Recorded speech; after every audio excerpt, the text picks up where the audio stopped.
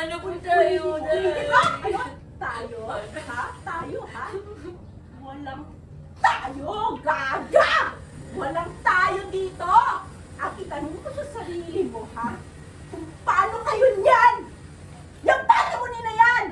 Ano po yung sabihin niyo? Ano sinasabi niyo, Nay? Ay, hindi. Anong nangyari sa utak mo? Bobo ka na? Ha? Sabagay, matagal ka ng boba, di ba?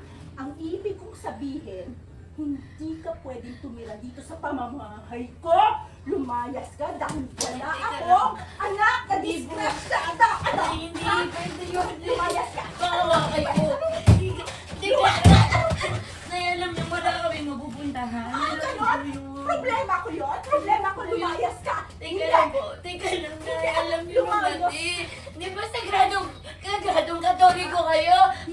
Paano ko si Mama Mary nanginginan? Ganito gagawin niyo sa kanya?